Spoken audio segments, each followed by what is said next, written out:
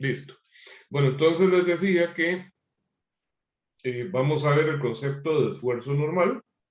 En este caso tengo una pieza sólida de sección cuadrada a la cual se le están aplicando fuerzas en sus extremos. Tal y como lo vemos, esta barra o esa pieza está en equilibrio. Vamos a enfocar un poquito acá. Ahí está. Se encuentra en equilibrio y el efecto de esa fuerza va a ser un esfuerzo normal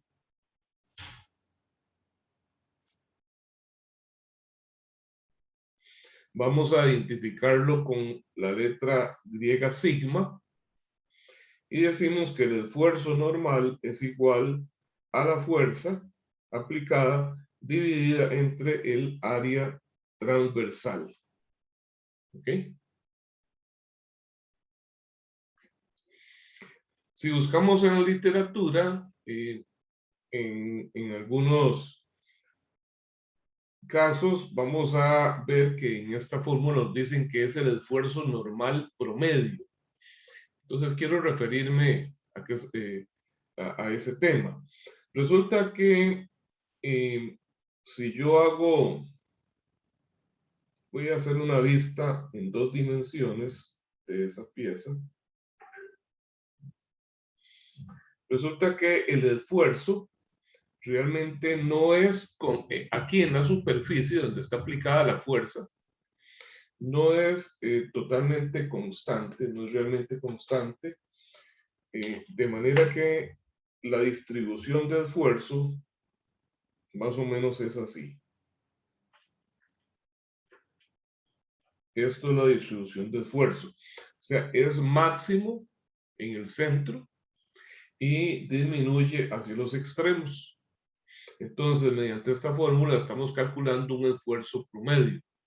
Sin embargo, esta condición solamente se presenta en la superficie. Conforme nos adentramos en la pieza, ya a alguna profundidad, entonces vamos a ver que la distribución de esfuerzos sí es constante, es uniforme en toda el área transversal. Por esa razón, pues esto no es una simplificación ahí muy grande, porque realmente es lo que sucede en el interior de la pieza, que a final de cuentas es lo que más nos interesa. Este análisis sí debemos de indicar, es muy importante, que para ello estamos considerando que esa fuerza está centrada en el área transversal. Se llaman fuerzas céntricas, ¿verdad?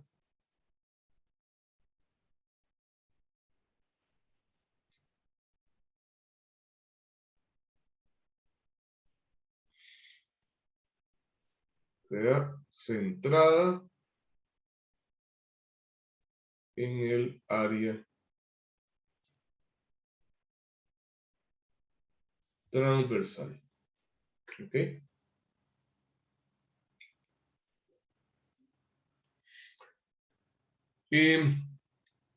Para efectos de diseño de un elemento de máquina, nosotros necesitamos calcular esos esfuerzos y verificar si la magnitud de esos esfuerzos es tal que el material con que está constituido o con que está fabricada la pieza soporta esos esfuerzos. Para ello necesitamos conocer entonces las propiedades mecánicas de los materiales. Vamos a ver que una de las propiedades mecánicas que podemos ver de los diferentes materiales, en este caso, pues consideremos que es una pieza metálica, vamos a considerar, por ejemplo, que es de acero. Hablar de acero es algo demasiado genérico. Una pregunta, ¿ustedes a este nivel ya llevaron metalurgia o tecnología de materiales? Yo apenas estoy llevando ciencia y tecnología de materiales. Ok, Igual, pues, apenas. y está en el mismo nivel o posterior, o cómo anda ahí. Está en el mismo bloque. El mismo bloque. Ok.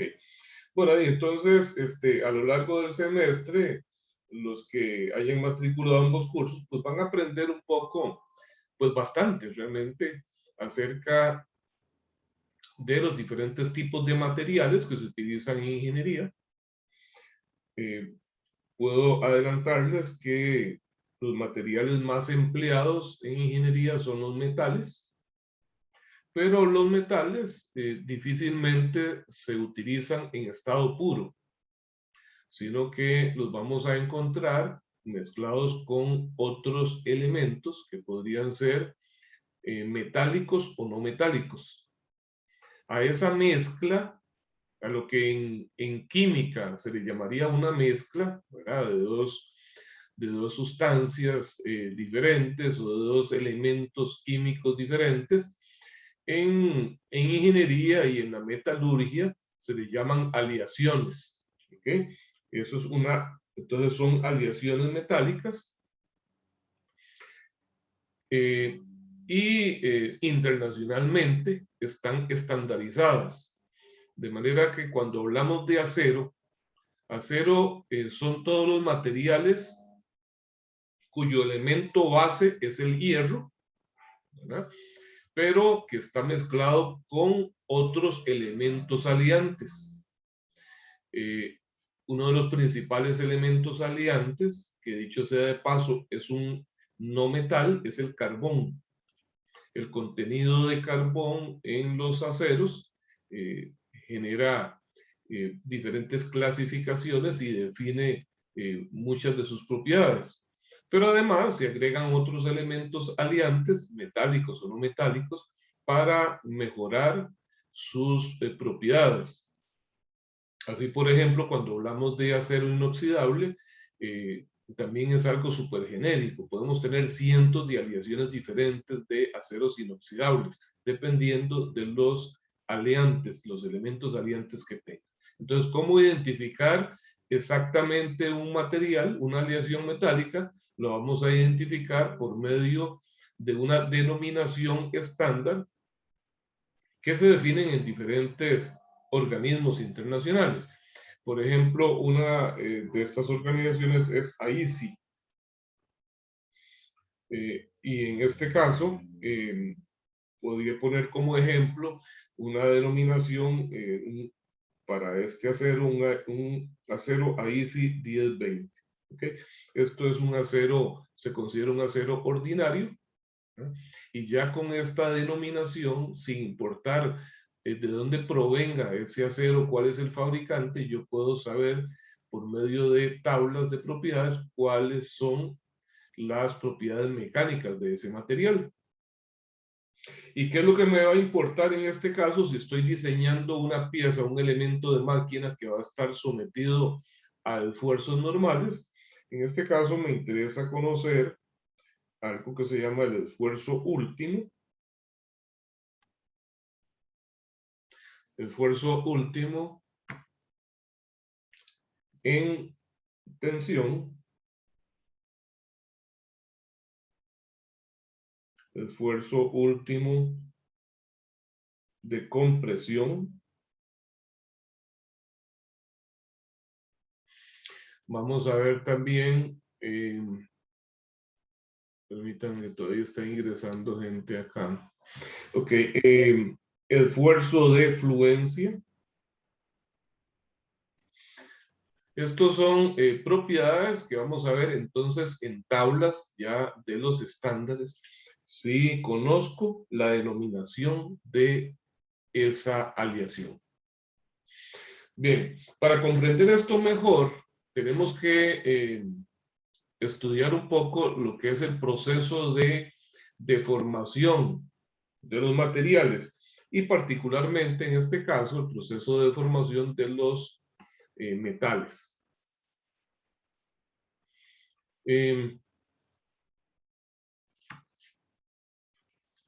Para ello vamos a hacer una gráfica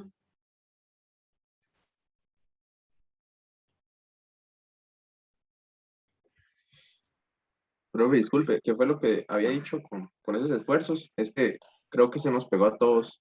Ah, ok.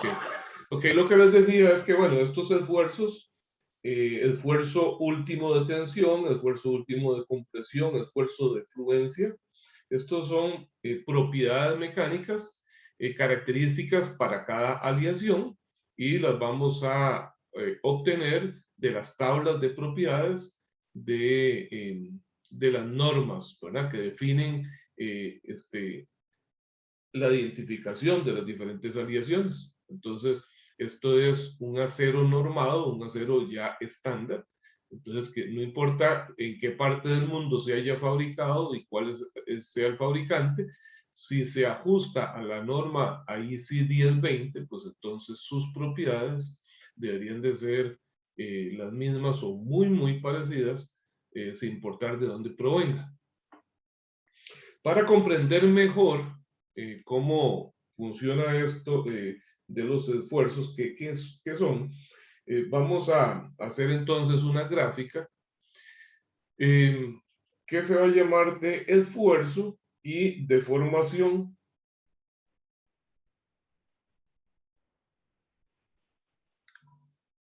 Esto es una gráfica que se construye a partir del ensayo o la prueba de laboratorio de una muestra metálica en donde se somete a tensión. Luego vamos a ver cómo es una máquina de ensayo de tensión, eh, en qué consiste exactamente la prueba, pero en términos generales, lo que vamos a hacer es sujetar fuertemente de sus extremos esta pieza, ¿verdad? Una pieza eh, eh, ya con ciertas características geométricas también, luego me voy a referir. La vamos a sujetar fuertemente a sus extremos y la vamos a someter a tensión. O sea, eso es en una máquina y la máquina empieza a estirar.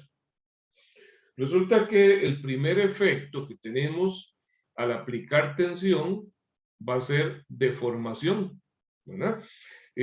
Todos los materiales pueden sufrir deformación, pero dependiendo de sus propiedades, cambia la forma y la magnitud de esas deformaciones.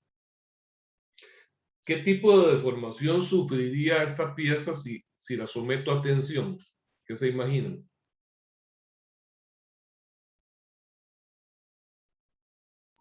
Se hace más largo, profe. Ok, se va a estirar, ¿verdad? Va a aumentar su longitud. Eso se va a medir como una deformación. Y el esfuerzo aplicado va a ser la fuerza que se va a ir incrementando. La máquina va a ir incrementando la magnitud de la fuerza, que al dividirla entre el área transversal, pues entonces me permite calcular la magnitud del esfuerzo. Entonces, eso en grandes rasgos, o sea, una explicación muy básica, sería el ensayo de tensión, que también se le llama de tracción sobre un elemento. Resulta que cuando yo empiezo a deformar un metal, empiezo a tener pequeñas deformaciones cuya característica principal es que si yo retiro la carga, el material de nuevo recupera sus dimensiones originales. Ese tipo de deformación se conoce como deformación elástica. Entonces, una deformación elástica es aquella que cuando se retira la carga, el material recupera sus dimensiones originales. ¿Está bien eso? ¿Está claro? Sí, profe. Muy bien. Entonces, resulta que durante ese rango de aplicación de esfuerzos en donde el material se logra recuperar, se le llama el rango de deformación elástica. Y en ese caso, la curva que va generando, pues realmente es una recta. Es una recta. Llega a cierto punto en donde ya a partir de ahí el material ahora continúa deformándose, pero ahora ya no es recuperable esa deformación. Y esta recta se convierte en una curva. Y entonces vamos a tener algo así. Este punto donde finaliza la deformación elástica, okay, se le llama el esfuerzo de fluencia. El esfuerzo de fluencia también se le pone como sigma Y. ¿Okay? Entonces, y a esta primera sección, entonces, se le llama rango elástico o rango de deformación elástico.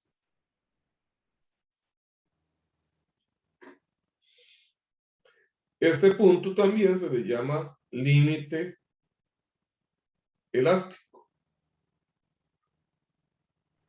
Profe, disculpe, ¿Sí? es que se ve borroso, no sé si será. Veo borroso, permítame, ya veo a ver qué mejoramos. Vamos a hacer un enfoque aquí de la cámara. Creo que es la Y internet. vamos a ver cómo estamos con el internet. Creo que es la conexión. Creo que no es la porque en sí cámara, está es el todo. internet. Ok, permítame para ver si puedo hacer un cambio acá. Voy a hacer un cambio, si acaso me desconecto unos segundos, lo vuelvo a hacer, permítame.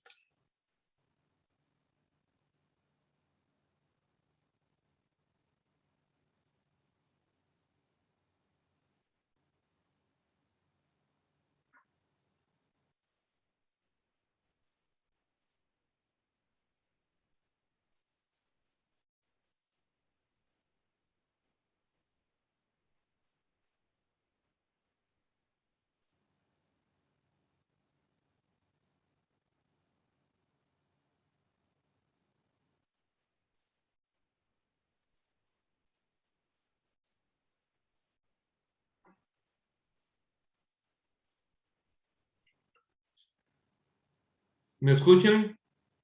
Sí, ¿Mejoró en algo? no, por lo menos a mí no. No, No, pero profe. sigue viéndose borroso. Nada.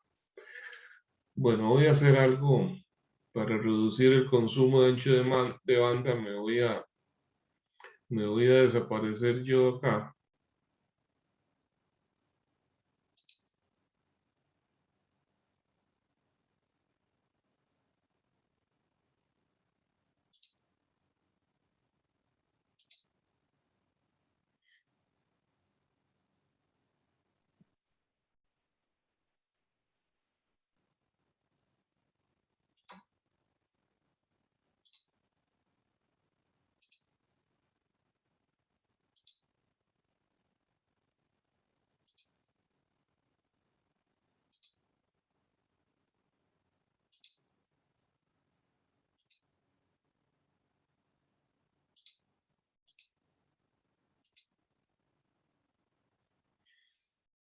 ¿Ahora cómo lo ven?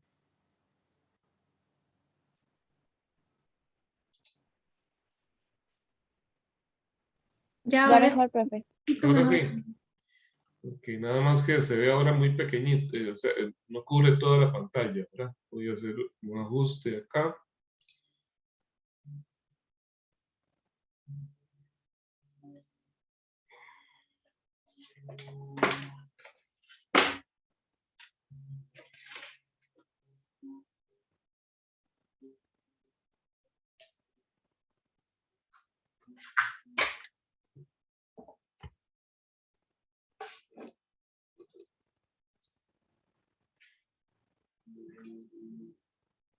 Ahora sí. Sí, Ok. Bien. Esto del internet, yo que no es tan cierto la velocidad que uno le vende. Estoy con supuestamente una conexión de 50 megas con fibra óptica y todo eso y me ha estado fallando. Bueno, entonces vamos a ver, repitiendo les decía, este es el esfuerzo de fluencia, se le conoce también como el límite elástico, y a este rango de deformación acá se le llama rango elástico. A partir de acá empieza un rango de deformación plástica, ¿okay? Tiene este comportamiento y luego esto así.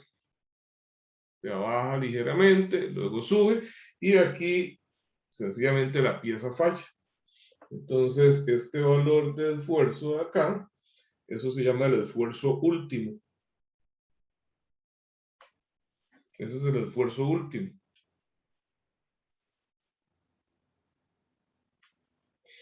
Que es cuando la pieza se rompe.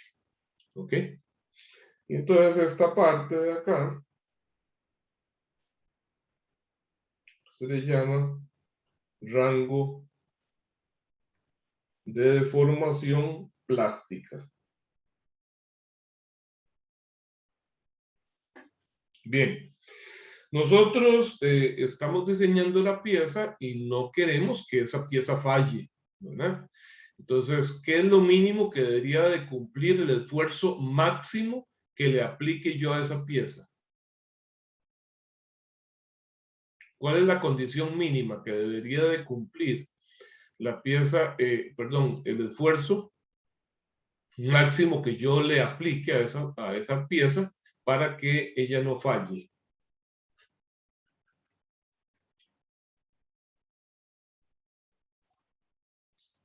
Lo mínimo es que sea menor que el esfuerzo último, ¿estamos de acuerdo? Porque si alcanza o supera el esfuerzo último, pues quiere decir que una vez que yo ponga esa pieza en funcionamiento, se me va a quebrar. ¿Está claro? Sí, profe. Bien, pero resulta que, ¿qué pasa si efectivamente la pieza no me va a fallar? O sea, no se me va a quebrar la pieza, pero se deforma y se deforma permanentemente. Eso tampoco es aconsejable, ¿verdad? Vamos a ver, por ejemplo, una pieza podría ser un resorte. ¿Qué pasa cuando tenemos un resorte y lo estiramos excesivamente? ¿Han hecho eso? Tal vez con un resorte de una constante de elasticidad baja, como podría ser el resorte de un cuaderno, o el resorte que tienen los lapiceros adentro. Ustedes toman un resortito de esos, que normalmente son para trabajar con cargas de compresión, pero si lo estiran y con mucha fuerza, ¿qué es lo que sucede con el resorte? Se deforma Se completamente. deforma. Se deforma, pero permanentemente, ¿verdad? Les queda ya ahora estirado. ¿Ok? Nosotros no queremos que suceda eso con un elemento de máquina. De modo que tampoco nos sirve que la pieza alcance valores de esfuerzo que estén dentro del rango de deformación plástica. ¿Ok? Lo más que podríamos pensar es que las deformaciones que pueda sufrir mi elemento de máquina, mi pieza, estén dentro del rango elástico para que sean recuperables. ¿Suena lógico eso?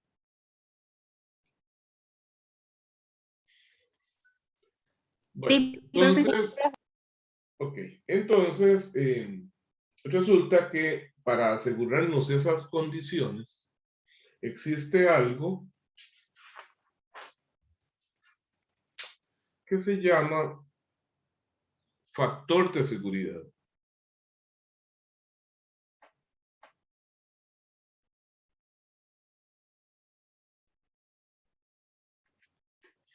El factor de seguridad es un factor de sobrediseño que aplicamos en el diseño de las diferentes piezas para asegurarnos que efectivamente no solamente no falle, sino que las probabilidades estén, o sea, como con un seguro, con algo no es solamente que no vamos a alcanzar ese valor máximo de esfuerzo, sino que tenemos cierto margen de seguridad. ¿Ok? Entonces, el factor de seguridad identificamos como FS, siempre va a ser mayor que 1. Y se calcula de la siguiente forma. Decimos que el factor de seguridad es igual al esfuerzo último del material dividido entre el esfuerzo máximo que le vamos a aplicar. ¿Ok? Esfuerzo máximo que se aplicará a la pieza. Entonces vean que obviamente el esfuerzo que yo voy a aplicar debe ser menor que el esfuerzo último, ¿cierto? Entonces, si esto de arriba es mayor que lo de abajo, esto va a dar más que 1. De modo que, veamos como ejemplo,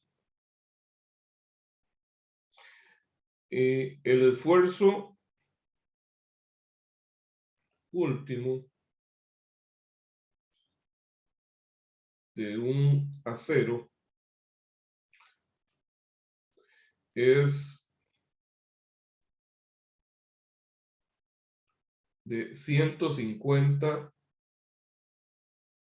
megapascales. ¿Ok? Las unidades para esfuerzo son pascales. ¿Saben ustedes qué significa pascal?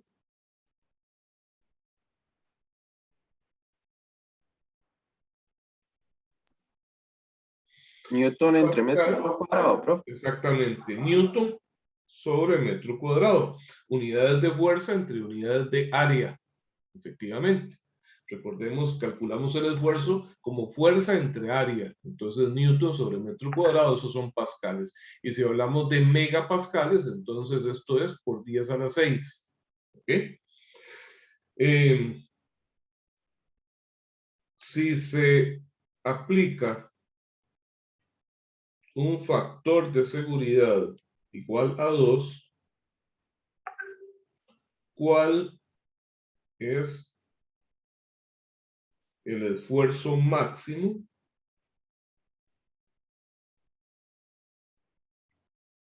que se puede aplicar?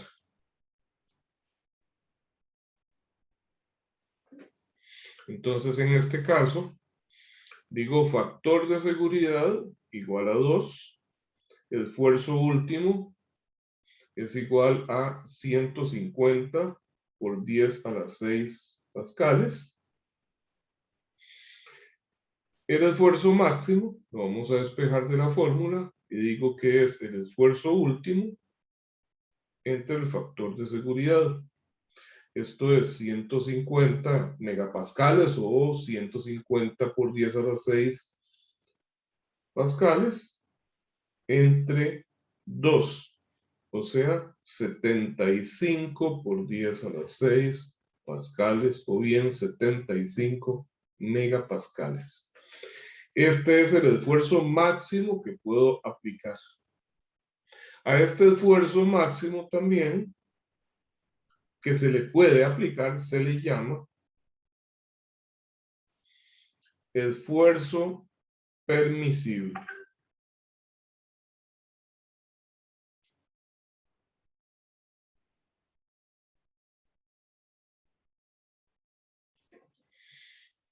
¿Está claro el concepto?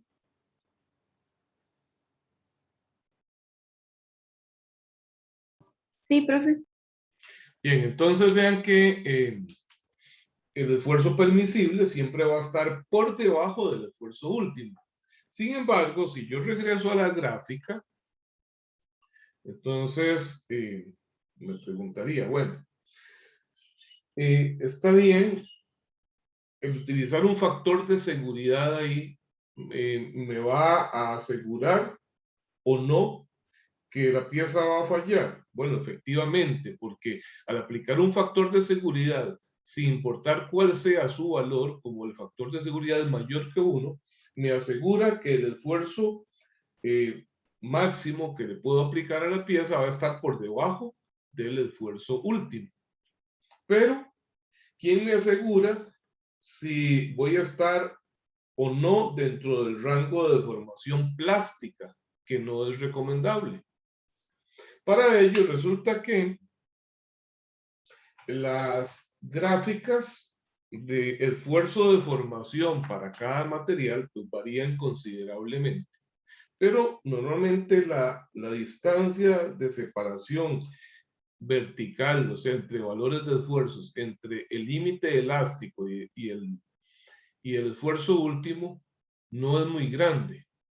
De modo que si yo hablo de que este es el esfuerzo último y estoy utilizando un factor de seguridad de 2, significa que de esta altura, el esfuerzo máximo que yo voy a aplicar se encuentra por acá, o es esfuerzo permisible, a la mitad de la altura. ¿Por qué a la mitad de la altura? Porque utilicé un factor de seguridad de 2. Estoy dividiendo este esfuerzo entre 2, ¿verdad? Entonces, quiere decir que con un factor de seguridad de 2, yo me encuentro dentro del límite de deformación elástica. ¿Está claro? Sí, profe, y tiene que ser la fuerza, bueno, el factor de seguridad Ajá. estrictamente mayor que 1. Siempre es mayor que 1, porque un factor de seguridad menor que 1 significaría que usted entonces aplica un esfuerzo, veámoslo en la fórmula. Si esto es menor que 1, sería porque esto es menor que, el esfuerzo último es menor que el aplicado. O bien que el esfuerzo máximo que usted aplica es mayor que el último. ¿Qué significa eso? La pieza le falla, ¿verdad? Entonces siempre tiene que ser mayor que 1. Ahora, ¿cómo saber si usted está diseñando una pieza cuál es el factor de seguridad adecuado que debe emplear? ¿De qué depende eso? Resulta que el factor de seguridad que se utiliza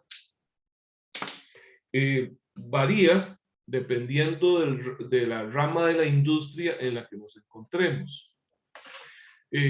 Vamos a ver, por ejemplo, si usted está fabricando herramientas manuales, ¿qué podríamos hablar de una herramienta manual? ¿Qué ejemplo podemos mencionar? Una herramienta manual.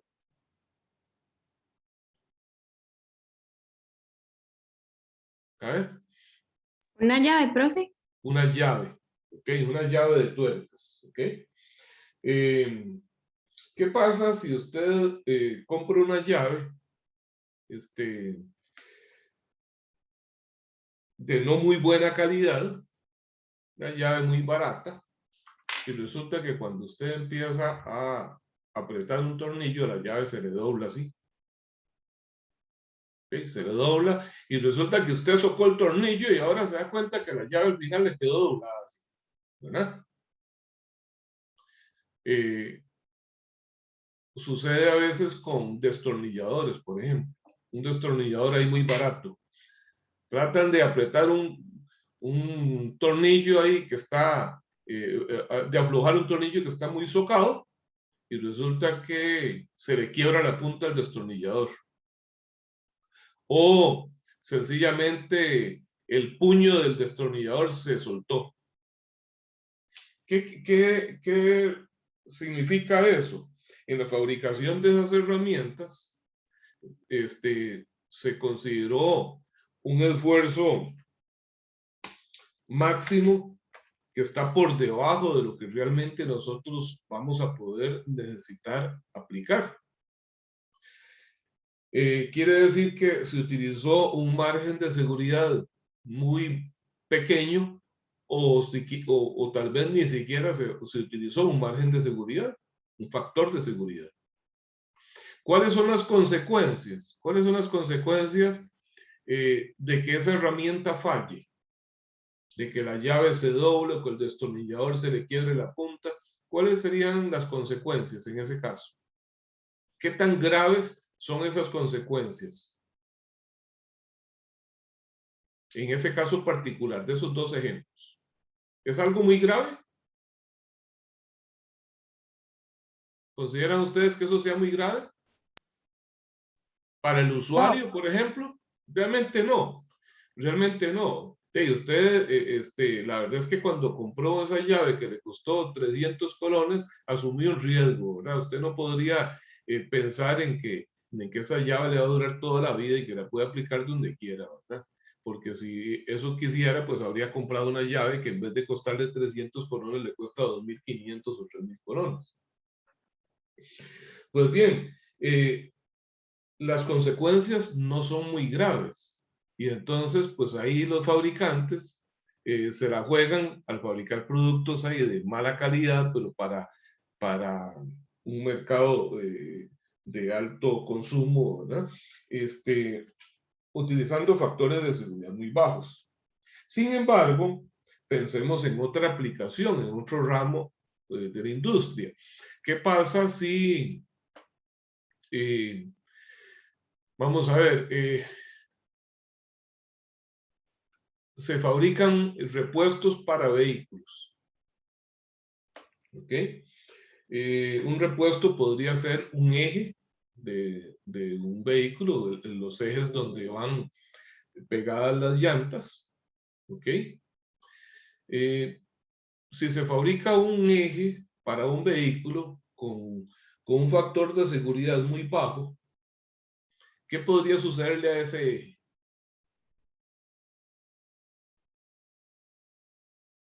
¿Qué podría suceder? Quebrarse, profe. ¿Ok? Podría fallar de manera que se quiebre. ¿Ok? ¿Y qué consecuencias puede traer el hecho de que se quiebre el eje de un vehículo? Un accidente. Un accidente. Y Y pérdida ese de vida. accidente puede tener hasta consecuencias mortales, ¿verdad? Entonces, en ese caso, pues obviamente estamos en un sector de la industria en donde es indispensable trabajar con factores de seguridad altos. Bueno, ahora pensemos en un tercer ejemplo. Es un eje también, lo que estamos fabricando, pero que va en la turbina de un avión. ¿Ok? ¿Cuáles serían las consecuencias de que falle ese eje? La turbina va a fallar y el avión se va a caer y en un accidente aéreo pues mueren todas las personas, ¿verdad? Y entonces, a diferencia de un vehículo que se murió una persona o tal vez se accidentó y quedó herida por ahí, en este caso van a morir 300 personas. En la industria de la aviación, entonces, vean que las consecuencias son muy grandes, ¿verdad? Pueden ser muy fatales. Y tanto en términos de la vida humana como de la conservación de los equipos, de los activos, ¿verdad? ¿Cuánto cuesta un avión comercial, por ejemplo?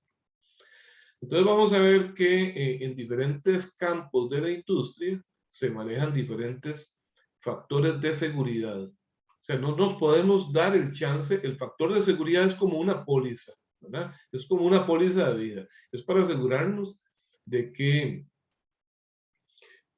bajo ninguna circunstancia esa pieza me va a fallar. Bueno, hay otros campos en donde también las consecuencias pueden ser muy graves y se manejan factores de seguridad muy altos, y es el campo de la industria de dispositivos médicos.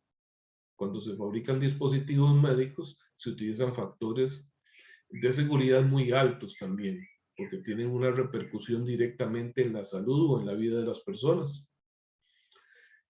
Similar a la industria aeronáutica está la industria espacial, ¿verdad? Que en ese caso, pues, también, pues, las consecuencias pueden ser similares. Entonces, para darles algunos ejemplos, un factor de seguridad utilizado en herramientas manuales y eléctricas puede andar de 2 entre 2 y 3, dependiendo de la calidad de las herramientas y de su aplicación. Por ejemplo, no es lo mismo que se me quiebre un serrucho a que se quiebre el disco de una sierra de mesa, una sierra eléctrica, ¿verdad? Y ese fragmento del disco de corte salga volando y se estrelle contra una persona, ¿verdad? Entonces, ahí varían las cosas. En la industria aeronáutica, normalmente los factores de seguridad andan entre 4 y 5. En la industria automovilística, entre 3 y 4. En dispositivos médicos, por ahí de 4 también. ¿Ok? Entonces, esto es algo que hay que considerar porque obviamente, en tanto mayor sea el factor de seguridad, ¿qué repercusión podríamos tener para el fabricante? ¿Se utiliza más material? Se utiliza más material. ¿Por qué se utiliza más material? Está muy bien su respuesta, pero ¿cómo justifico? He puesto esta hoja inicial, ¿ya? Lo podríamos ver en esta fórmula o en esta figura. O sea, ¿por qué si tengo un factor de seguridad más alto, por qué utilizo más material? Porque hay que aumentar el área de sección transversal. Pues. Aumento el área transversal del material para que el esfuerzo máximo no sea tan alto, ¿verdad? Recordemos que en tanto menor sea el área transversal, y lo podemos ver claramente en la fórmula, en tanto menor sea el denominador de esta fórmula, más grande va a ser este valor. Entonces yo necesito que esto no sea tan alto, ¿verdad? Y en tanto más bajo sea esto, ese esfuerzo máximo que voy a aplicar es porque estoy aplicando un factor de seguridad más alto. ¿Ok? Entonces, pues también hay que tener cuidado porque tampoco se trata de sobredimensionar exageradamente las cosas, porque eso va a repercutir en costos. Y otra consecuencia es que a mayor cantidad de material, mayor peso. Y por ejemplo, en la industria aeronáutica, el peso es una variable que se debe controlar al máximo. Se trata de que las aeronaves sean lo más livianas posible, porque en tanto más pesadas son, se requiere mayor potencia de sus motores para moverlos. Eso significa mayor consumo de combustible, mayor contaminación ambiental, costos más altos, en fin, tiene repercusiones económicas y ambientales muy grandes. ¿Ok? Bueno, en otra ocasión, en otra clase, me voy a referir con mayor grado de detalle a esta gráfica de esfuerzo de formación, para ver exactamente cómo se calcula, cómo se hace el ensayo, pero lo que me interesaba de momento es que ustedes puedan diferenciar entre lo que es una deformación elástica y una deformación plástica y los diferentes límites de esfuerzos.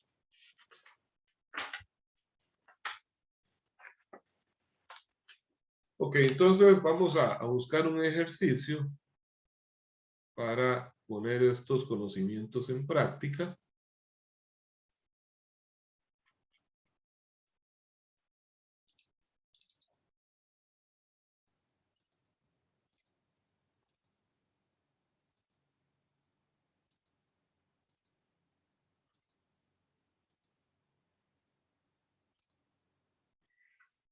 Bien, vamos a hacer el ejercicio 1.2.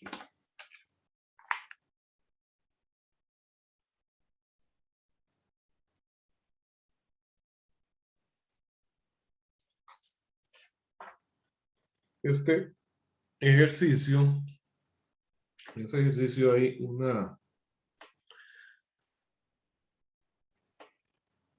barra cilíndrica compuesta .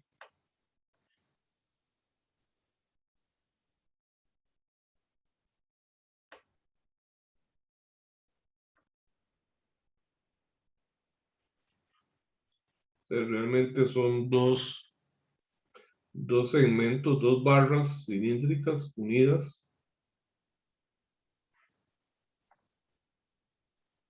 En su extremo derecho, el conjunto está empotrado Este extremo izquierdo se llama A, este punto medio B y el extremo derecho C.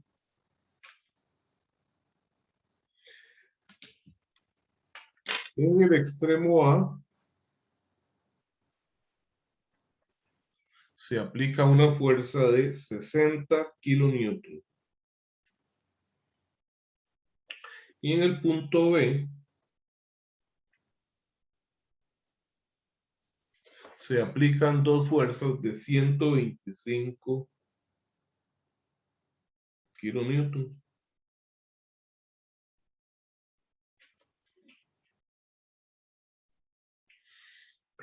Dice, las dos barras cilíndricas sólidas AB y BC están soldadas en B y cargadas como se muestra.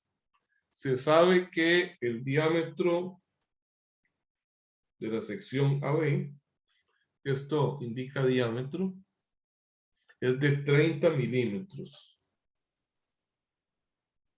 Y que el diámetro de la sección BC es de 50 milímetros. Dice, determine el esfuerzo normal promedio en la sección central de la barra AB y de la barra BC. ¿Ok? Entonces, ¿por qué nos dicen el esfuerzo normal promedio? ¿Por qué será que nos piden el esfuerzo normal promedio? Porque como les indicaba, si yo lo hiciera justo en los puntos de aplicación de las fuerzas, ahí el esfuerzo no es constante para todo el área transversal. Entonces, un promedio sería un valor que sería uniforme para todo el área transversal. Sin embargo, ya adentrado en la pieza, sí es una distribución uniforme.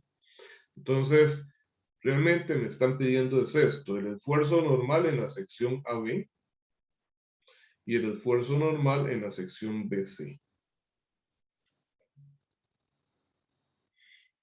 Para ello,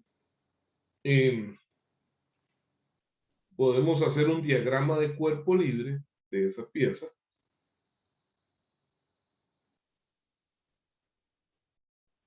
Que no va a ser otra que repetir el dibujo, pero esta vez vamos a poner las reacciones en el apoyo.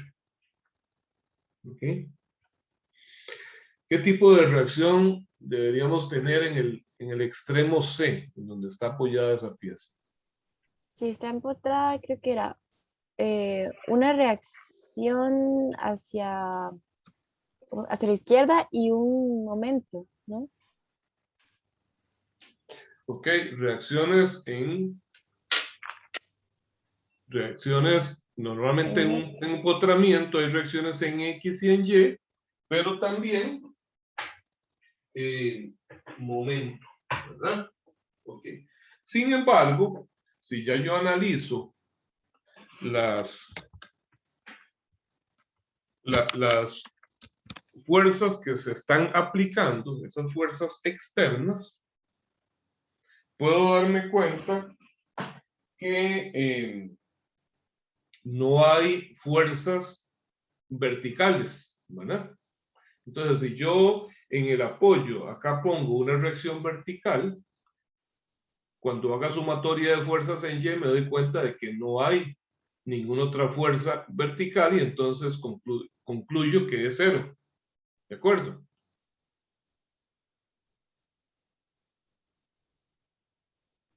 Sí, profe. Ok. Y si no hay reacciones verticales, entonces no hay ninguna fuerza que produzca momento alrededor del extremo C. De modo que entonces el momento también sería cero. Entonces en este caso la reacción va a ser únicamente una fuerza horizontal. ¿Está bien? Una fuerza en el eje X. ¿Hacia dónde pondrían esa fuerza en X? A favor de las manecillas del reloj. ¿La fuerza en X hacia la derecha o hacia la izquierda? Hacia la izquierda, profe. Hacia De la la izquierda, a izquierda. favor de la... manecillas. Ok, ¿y cuál es su criterio para definir que es hacia la izquierda? Y porque si se suelta el va a bajar. Bueno, es que vemos que aquí hay una fuerza hacia la izquierda de 60 kilonewton, pero luego me encuentro dos de 125 hacia la derecha. Entonces, pues hay más fuerzas hacia la derecha que hacia la izquierda. De modo que entonces lo normal sería que la reacción sea hacia la izquierda acá. Entonces, aquí yo voy a poner una reacción y le voy a llamar a esto CX. Y pongo las fuerzas aplicadas. Observen que en este caso, ninguna de estas dos fuerzas de 125 kilonewtons son céntricas, como les mencioné anteriormente. Sin embargo, están distribuidas simétricamente. Entonces, eso contrarresta el efecto de que ellas sean excéntricas. Cuando una pieza no está centrada, se dice que cuando una fuerza no está centrada, se dice que es una fuerza excéntrica. Entonces, en este caso, ambas fuerzas, si las analizo por separado, son excéntricas, pero simétricamente distribuidas las dos. Entonces, eso contrarresta el efecto. Y es que, ¿cuál puede ser el efecto adicional de que una fuerza sea excéntrica? Si aquí apareciera solamente una de esas dos fuerzas de 125, digamos que dejo solo la de arriba, entonces, ¿qué efecto puede tener eso?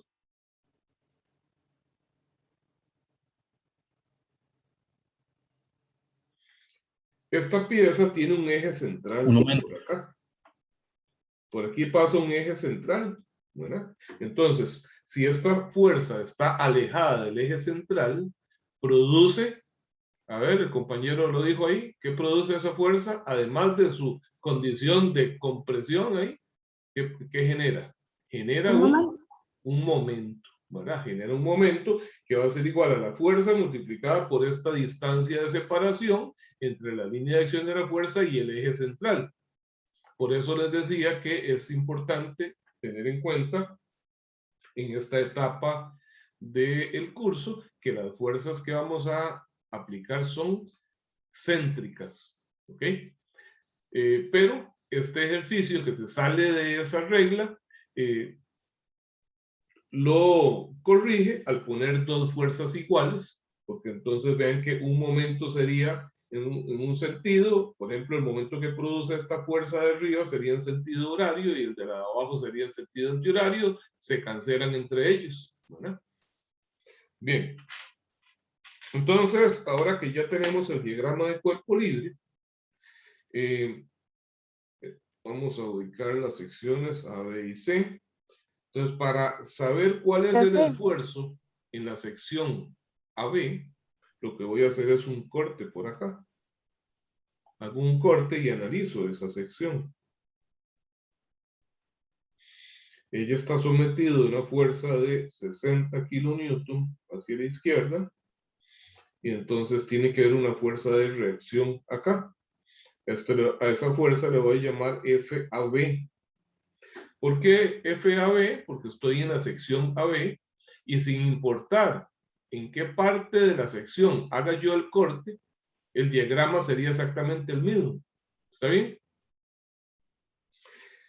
Entonces acá, si yo hago una sumatoria de fuerzas en X igual a 0, llego a la conclusión de que la fuerza AB es de 60 kilonewton. De modo que el esfuerzo normal en la sección AB va a ser 60 kilonewton entre el área de la sección AB. Vamos a decir acá que el área de la sección AB va a ser pi por el diámetro al cuadrado entre 4, ¿verdad? Recuerden que el área, un área circular es pi r al cuadrado, pero como el diámetro es 2 veces el radio, entonces sería pi por d medios al cuadrado. D medios al cuadrado me queda d al cuadrado cuartos. Entonces esto es pi por el diámetro aquí está indicado que es 30 milímetros, que sería 0.03 al cuadrado sobre 4. Si alguno me ayuda, por favor, con ese cálculo, se lo agradezco.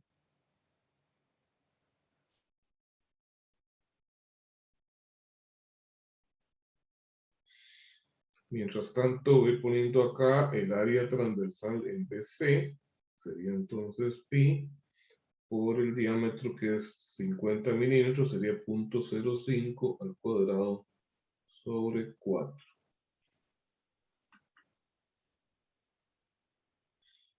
¿Alguno está haciendo el cálculo ahí?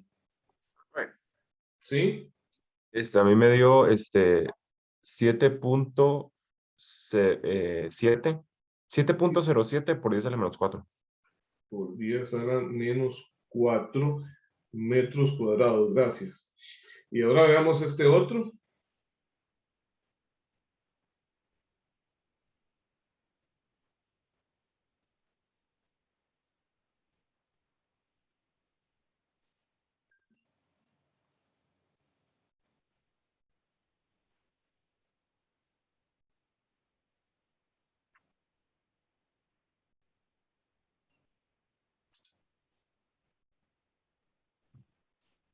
Ese me da 1.96 por 10 a la menos 3. 1.96 por 10 a la menos 3 metros cuadrados. Muy bien. Entonces vamos a poner esto acá. Recordemos que kilonewton es 10 a la 3 newton. ¿Verdad? Entonces vamos a ver 60 kilonewton dividido entre 7.07 por 10 a la menos 4 metros al cuadrado. De manera que nos va a dar kilonewton sobre metro cuadrado. Esos son kilopascales. ¿Cuánto da eso?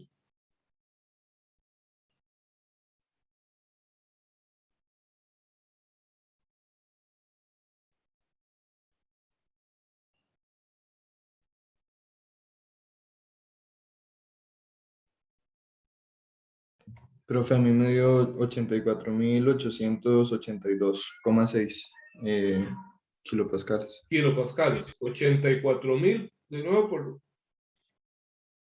84.882,6. 83. Vamos a redondearlo a 0 decimales porque es un número muy grande. Kilopascales. ¿Verdad? Pero si corremos la coma 3 puntos más, entonces podemos decir que es 84.9 megapascales.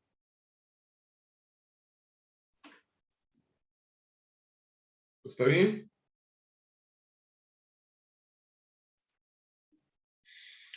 Ok, y ahora, ¿cómo calculo el esfuerzo normal en la sección BC? Para eso, voy a hacer otro corte por acá. Hago este corte y entonces voy a analizar esta sección AB completa más el pedacito hasta llegar al área cortada.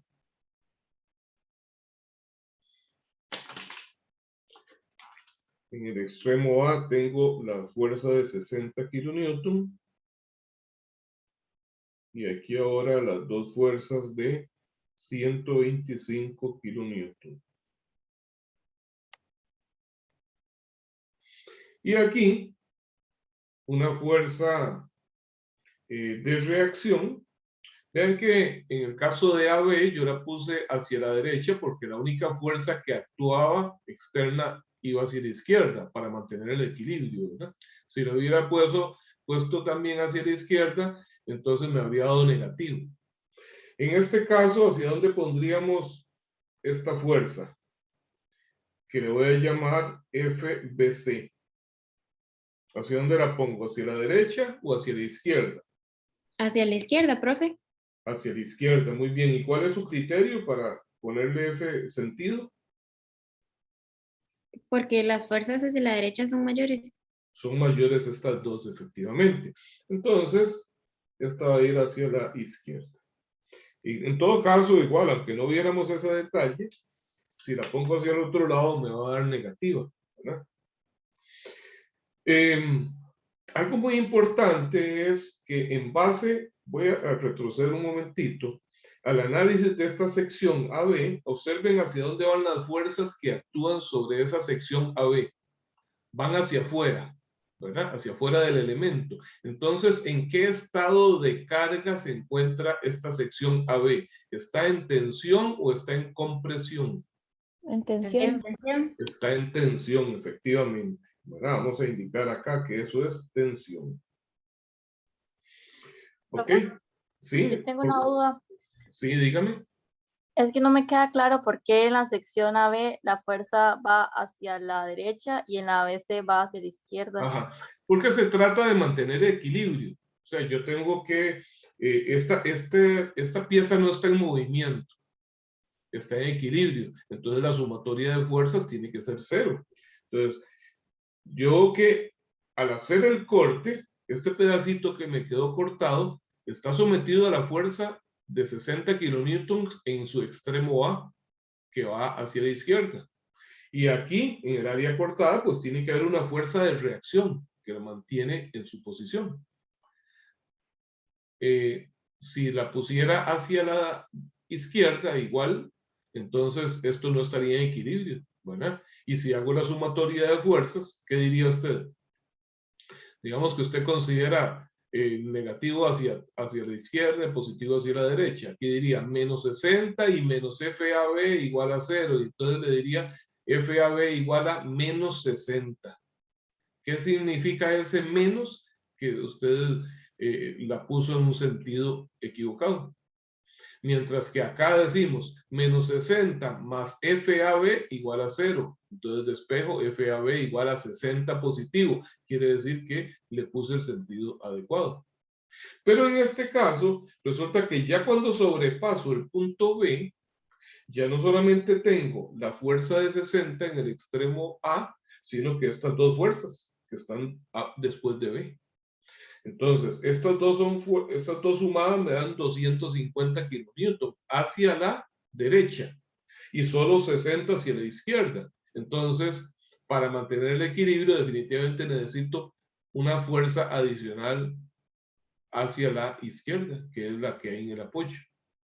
Pero igual, en todo caso, si usted la pusiera hacia la derecha, se da cuenta de que le daría negativo, entonces, y significaría pues que se equivocó en el sentido que le puso. Y si no me equivoco en esto, a la hora de plantear la ecuación de equilibrio, el valor de FBC me tiene que dar positivo, que es lo que vamos a hacer ahora. Entonces yo digo sumatoria de fuerzas en X igual a 0.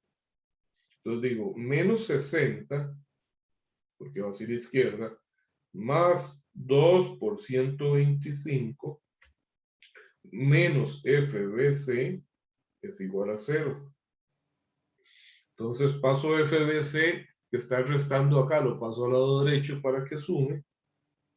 Y me quedaría que FBC es igual a menos 60 más 250.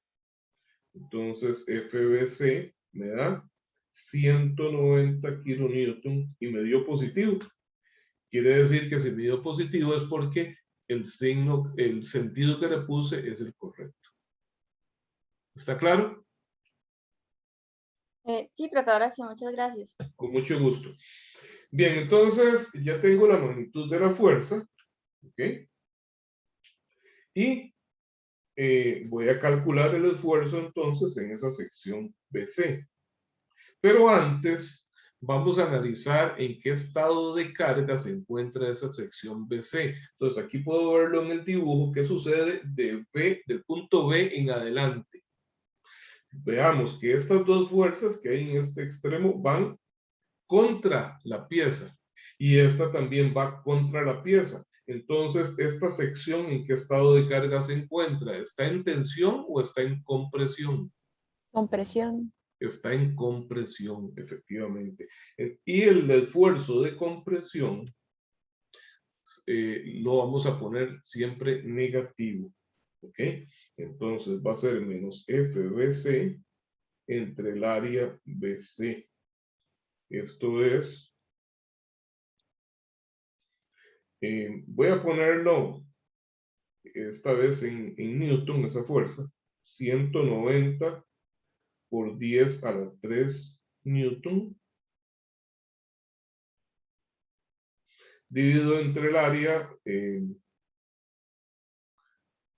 BC, que es 1.96 por 10 a la menos 3 metros cuadrados.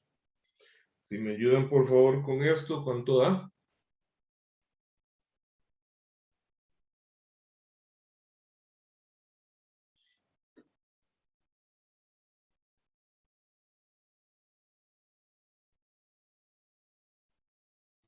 Profe, a mí me dio 96.766. 96.000. 766, no sé si a alguien le dio igual. Profe, le falta el menos. El menos, sí, gracias. Vamos a ver, esto es 10 a la 3 y 10 a la menos 2 queda 10 a la 6.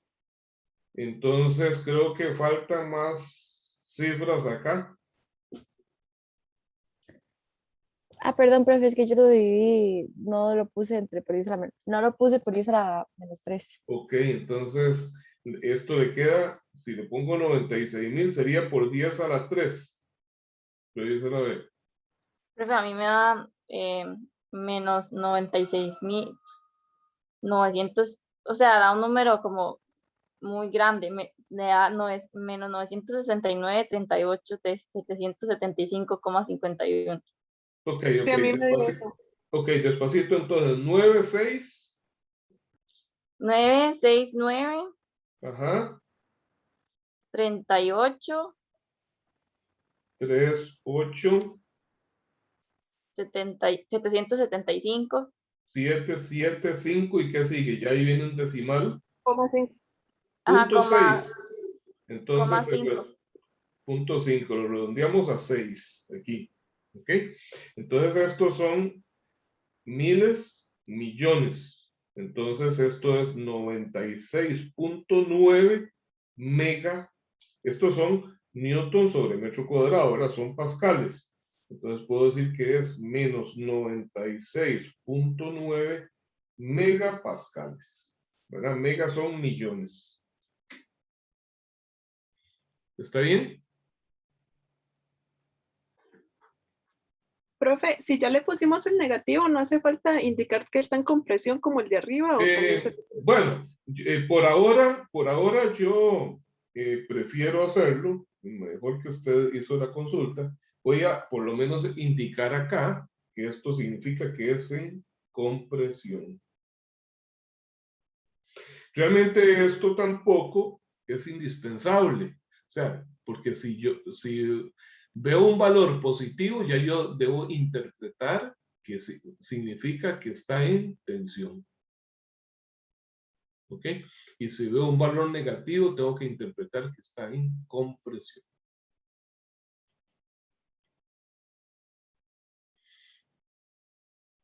¿Alguna duda?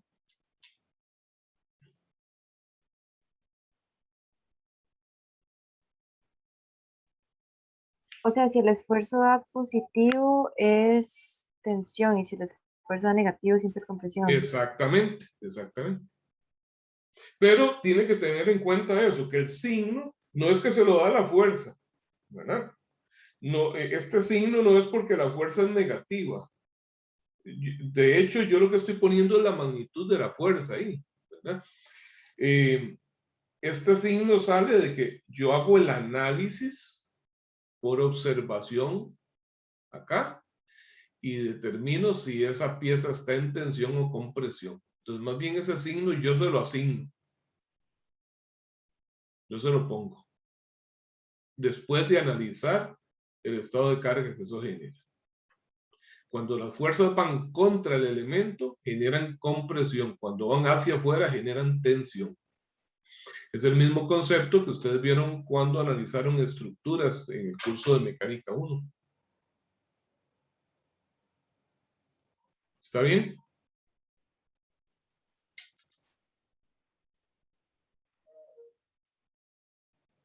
Sí, profe. Ok. Bueno, vamos a ver ahora otro ejercicio un poquito más complejo. Vamos a ver el ejercicio 1.7. Sin embargo, para eso, para poder ver el ejercicio 1.7, vamos a ver primero un concepto teórico importante.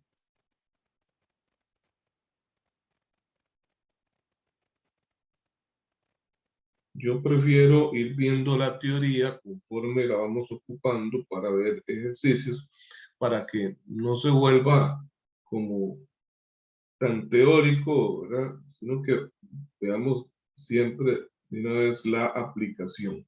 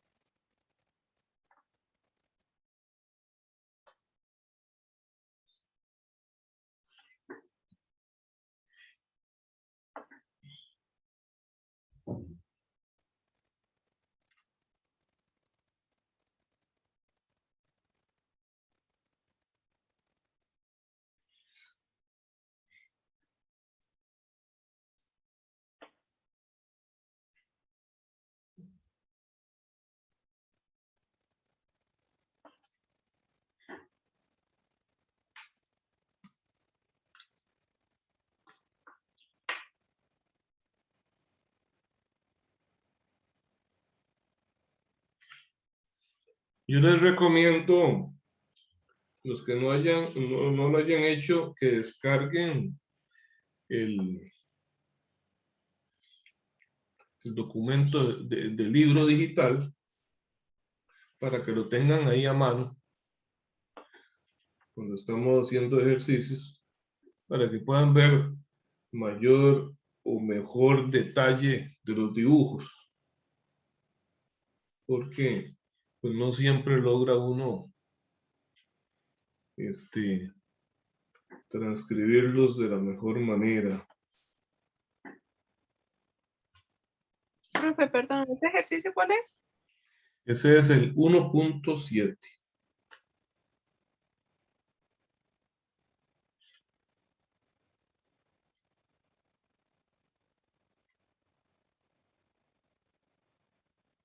Ok, para los que no tienen ahí el libro a mano, ¿cómo interpretan esto? Estas dos rayitas que dibujo aquí detrás. Son las mismas que estamos viendo aquí adelante.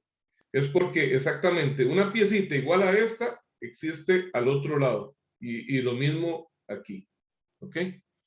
O sea que estas piecitas verticales hay dos en cada posición.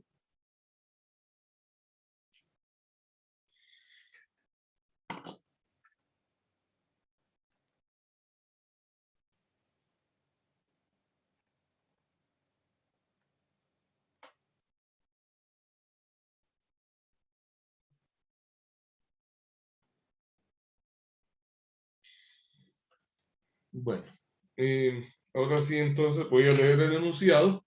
Dice, cada uno de los 4 eslabones verticales, esos son precisamente los que estaba hablando, 1, 2, 3 y 4, tienen una sección transversal de 8 por 36 milímetros. ¿Ok? Entonces voy a poner acá eslabones verticales. El área transversal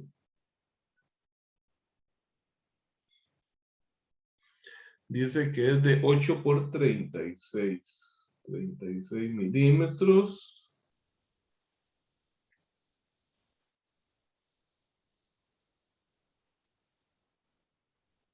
8 milímetros.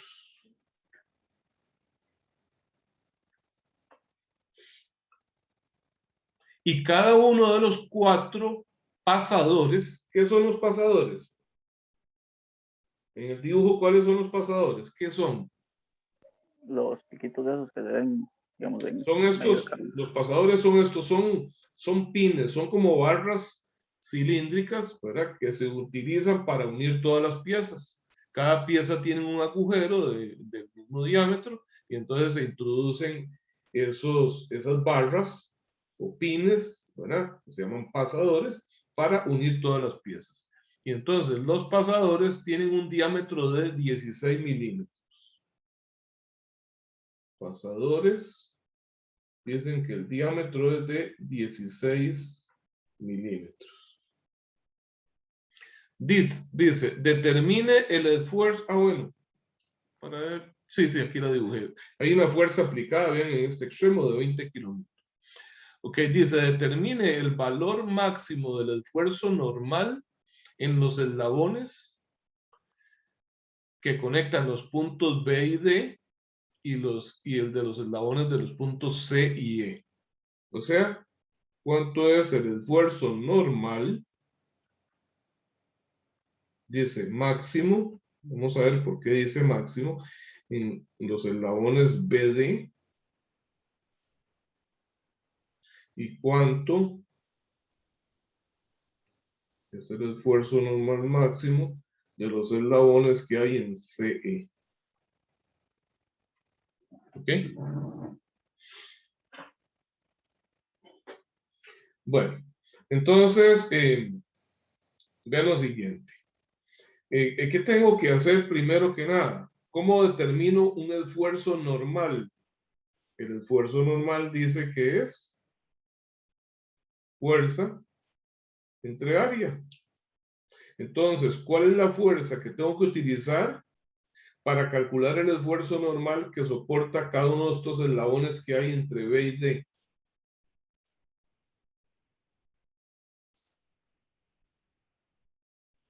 ¿Cuál es la fuerza que tengo que utilizar aquí para calcular este esfuerzo?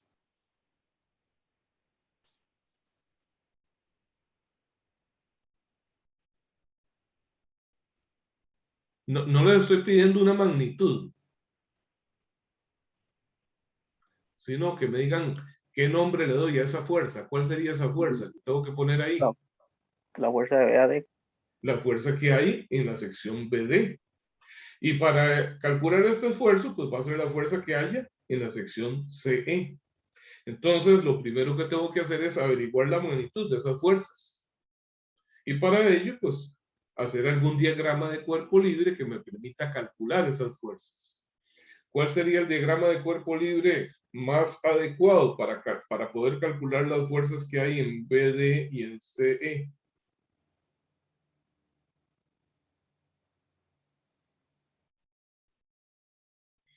En ese caso, puedo hacer un Un diagrama elemento de... ok. ¿De cuál, perdón? No sería como un elemento que está sometido bajo dos fuerzas. Ajá, bueno. Esas piezas son elementos de dos fuerzas, efectivamente. Si yo me voy a la teoría de mecánica 1, pues recordemos que cuando hay un pasador hay reacciones en X y en Y. Sin embargo, Sin embargo, en este caso, como solo hay fuerzas en ambos extremos, entonces se consideran eslabones de dos fuerzas. Ambas fuerzas van en la dirección del eslabón, ¿verdad? Entonces, y como cada elemento, si yo hago el diagrama de cuerpo libre de solo BD, pues tengo una fuerza en B y otra en D que son iguales y opuestas, está en equilibrio. Lo mismo de CE. Pero, ¿cómo averiguo esas fuerzas? En ese caso, me resulta cómodo hacer un diagrama de cuerpo libre del eslabón horizontal, el de arriba, ¿verdad? Para dividir la figura. ¿Perdón? Dividir la figura. Exactamente, exactamente. Entonces, hago un diagrama de cuerpo libre de, vamos a ver, este punto era A. El extremo donde está aplicada la fuerza se llama A. Entonces, digo diagrama de cuerpo libre de la pieza ABC. Entonces tengo por aquí el punto B. No, perdón, el punto B está más cargado hacia la izquierda que hacia la derecha. Y aquí C. Entonces, tengo aquí la fuerza de 20 kilonewton. Entonces, el punto A, este es el punto B. Y este es el punto C. Ok. Entonces, vean lo siguiente. Si yo tengo esta pieza y levanto aquí fuerte, ¿cuál sería la reacción que se produce en B sobre esta pieza? ¿Sería hacia arriba o sería hacia abajo? ¿Qué creen ustedes?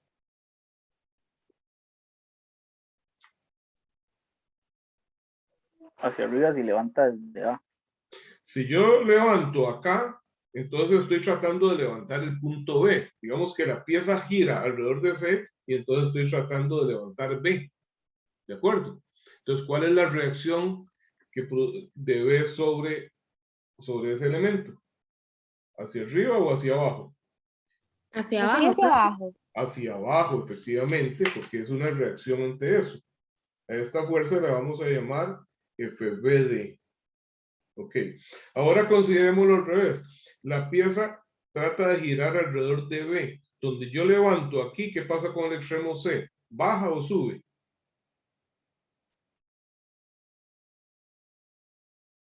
Al girar alrededor de B, esta pieza, donde yo subo acá, este extremo C, ¿baja o sube? Baja. Baja. Baja. Entonces, está produciendo sobre esta pieza una fuerza hacia abajo. ¿Cuál es la reacción de la pieza? Hacia arriba. Es hacia arriba.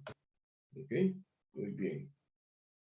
Y a esta le vamos a llamar FCE. Tenemos estas distancias, 0.25 y 0.4 metros.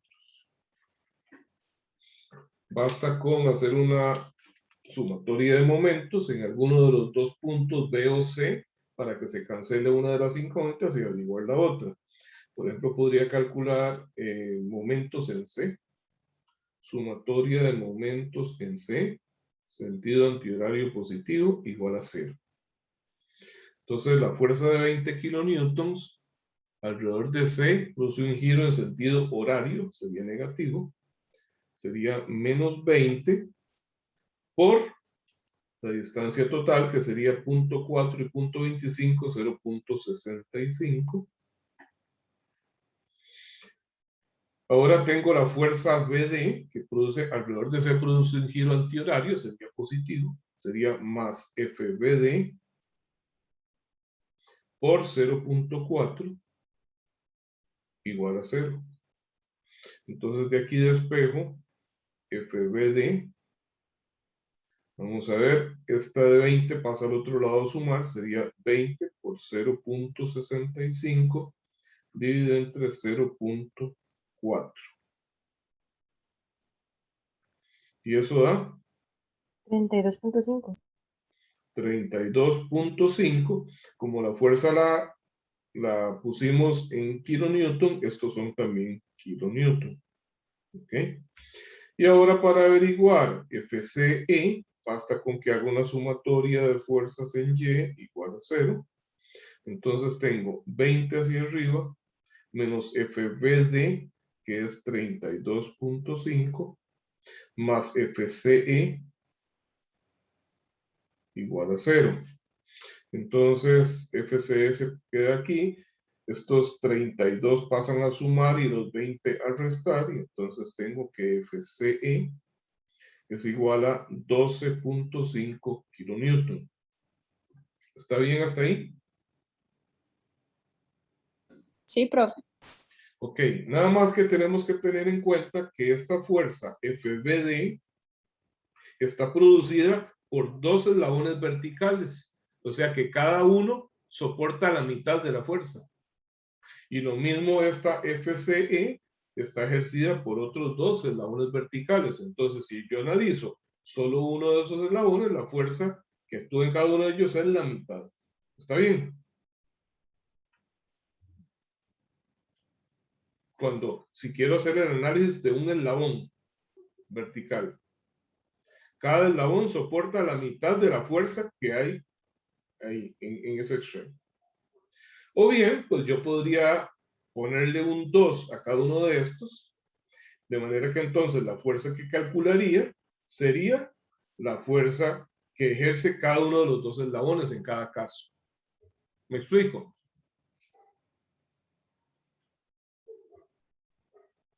¿Está bien? Vamos a ver, tal vez para que no quede, no se quede eso así, hagamos esto mejor entonces. Pongamos un 2 acá y un 2 aquí.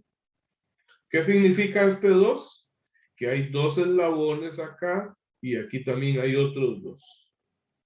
Entonces, esto sería un 2 aquí y sería un 2 aquí a dividir también.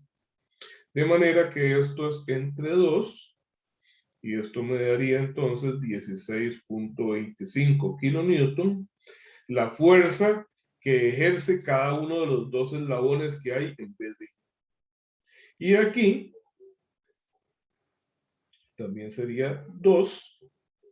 Y entonces al despejar es esto entre 2 y esto sería 6.25 kilonewton, la fuerza que ejerce cada uno de los eslabones CE.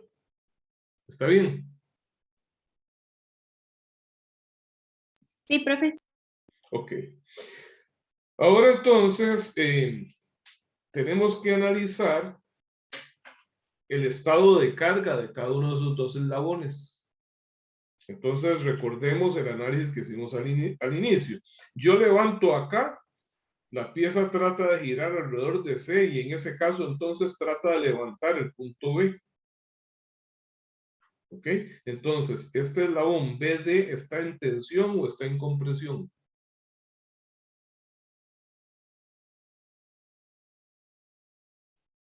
En compresión. A ver, ¿seguro?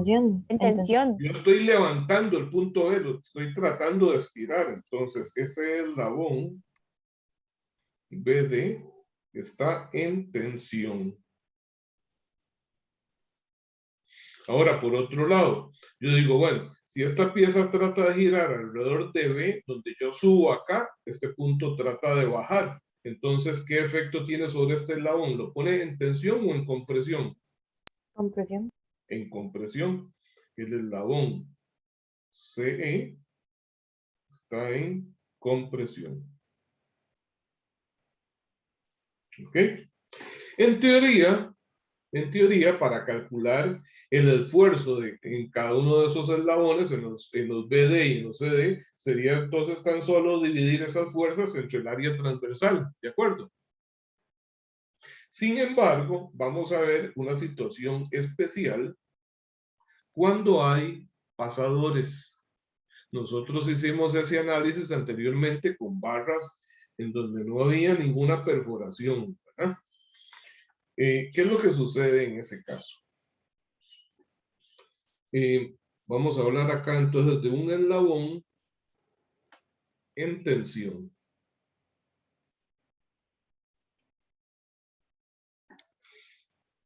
Entonces, vamos a hacerlo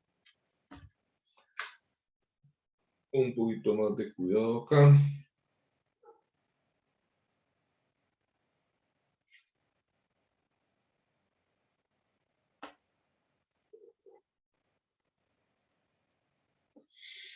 Ok, ese eslabón tiene un agujero.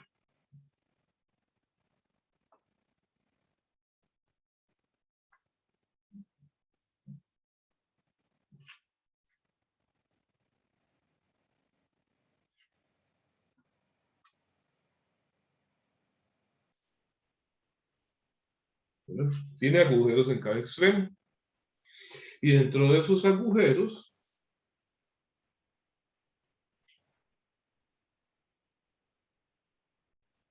va a entrar un pasador en cada uno de ellos. Y son esos pasadores los que van a transmitir la fuerza desde un elemento al otro.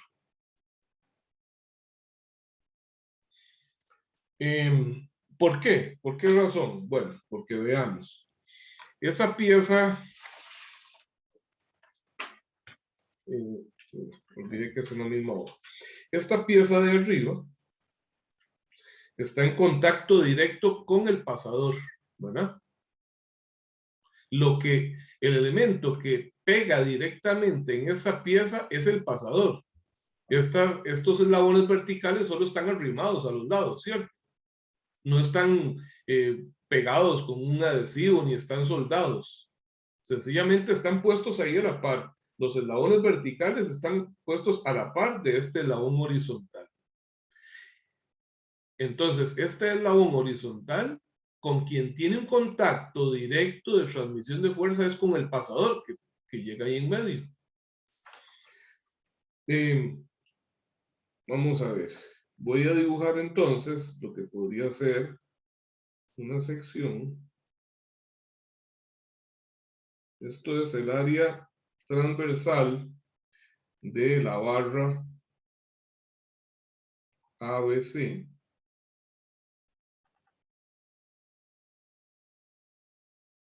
Por donde pasa el pasador.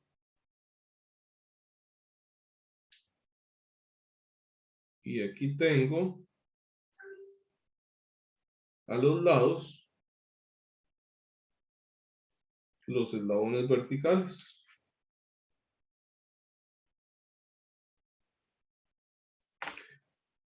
Aquí sale un pedacito ahí del pasador hacia cada lado.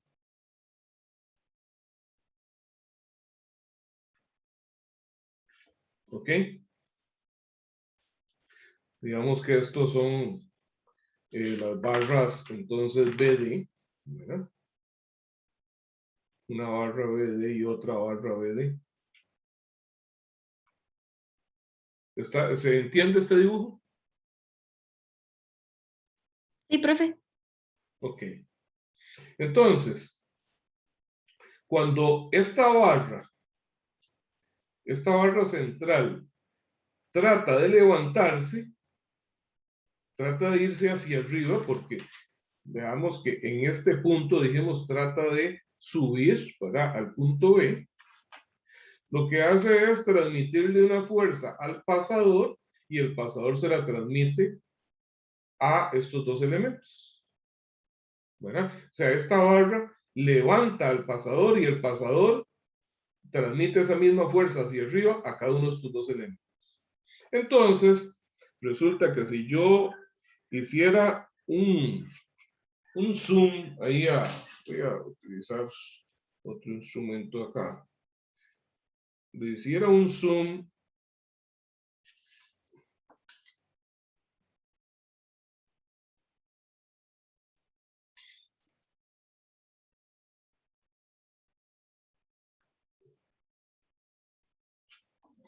a ese eslabón vertical, resulta que el pasador que está aquí adentro es el que trata de subir. Y resulta que él se va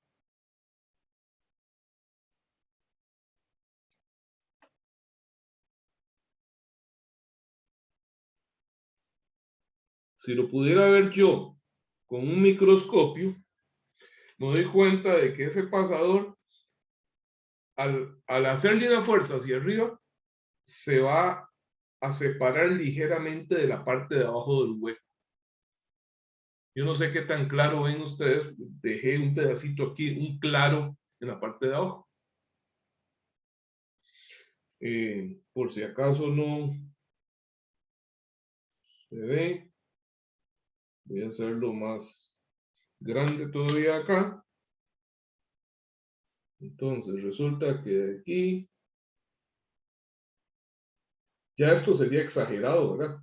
Nunca va a ser algo así como visible.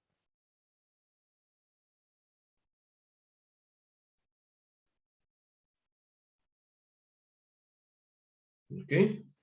Entonces, en la parte de arriba, recordemos que el pasador es el que está transfiriendo esa fuerza. Entonces, esto es la fuerza en vez de sobre el elemento. Y aquí se separa ligeramente.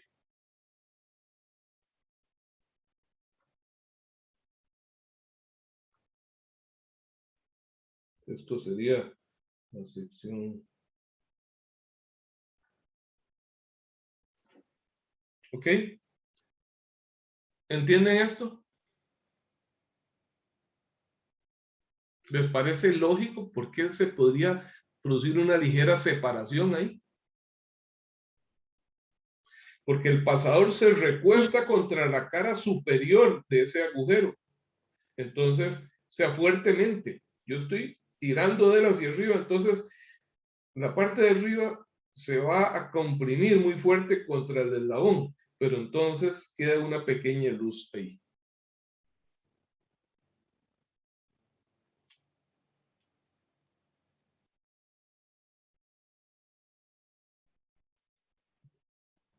Hay una pérdida de contacto. Ok, antes de continuar, quisiera estar tranquilo de que esto quede claro. Si hay alguna duda, por favor, pregunten, y si no, pues también afírmenme si está bien. Sí, profe. Bueno, en mi caso sí está claro. Ok. Igual yo, profe. Ok, para algunos no está del todo claro, como para que les explique nuevamente eso. Bueno, entonces, si eso está claro, veamos qué sucede, qué es lo que sucede internamente. Recordemos que el esfuerzo va a ser fuerza entre área transversal. Si a lo largo de todo el elemento, de todo el eslabón, el área transversal es la misma, pues entonces el esfuerzo va a ser constante en toda la barra. Pero resulta que aquí, justo en el hueco, si yo hago un corte de eso,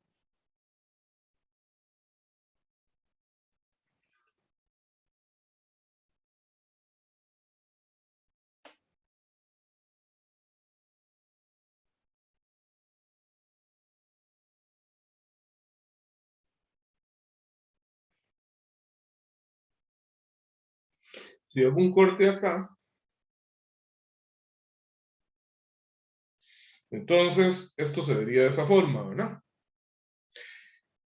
Me doy cuenta de que entonces en esta parte, el área transversal de ese eslabón o de esa barra vertical que está soportando la fuerza no es toda, no es el área completa, sino que es solamente esto y esto. ¿Está claro? Esta es el área que soporta la fuerza. Y como esta área es menor que el área en una sección más abajo donde no está el hueco, ¿verdad? Que sería un área rectangular, entonces aquí el esfuerzo es más grande que aquí. Entonces, en esta zona es donde se da el esfuerzo máximo, y precisamente por eso el ejercicio pregunta por el esfuerzo máximo. ¿Ok? Entonces, ¿cuánto es el área? Veamos. Esta distancia es el diámetro, ¿verdad? Y a esto que es el ancho, yo le voy a llamar W. Al espesor le voy a llamar T. ¿Ok? Esto es porque quiero desarrollar una fórmula general que sirva para cualquier otro problema. Entonces, ¿cuánto es esta área? Esa área va a ser, el área total sería W por T. ¿Estamos de acuerdo? W por T sería el área rectangular total. Pero le tengo que restar esto de aquí.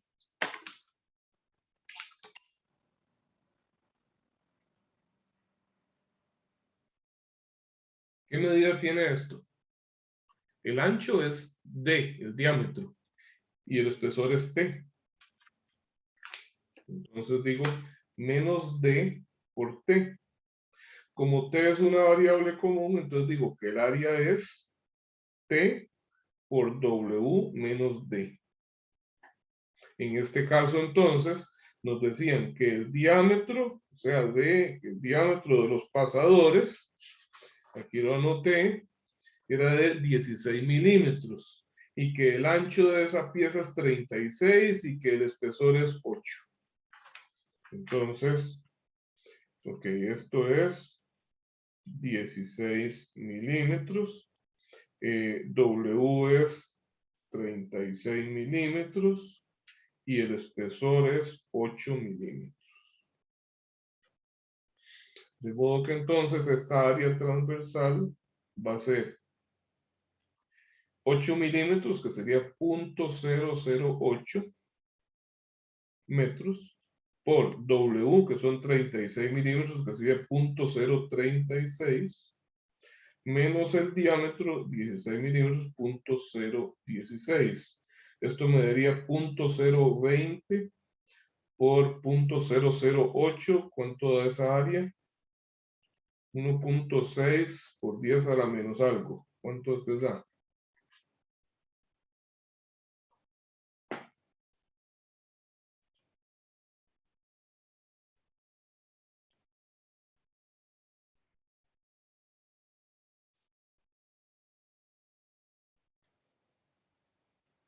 Por 10 a la menos 4. 10 a la menos 4, gracias. Metros cuadrados. Y entonces el esfuerzo normal en los eslabones BD, en cada eslabón BD, es la fuerza BD dividido entre el área. Esto sería, la fuerza en BD nos dio 16.25 kilonewtons, sería 16,250 newtons, ¿verdad? Multiplicándola por 1000 para pasarlo a newton, dividido entre 1.6 por 10 a la menos 4 metros al cuadrado. ¿Cuánto daría eso?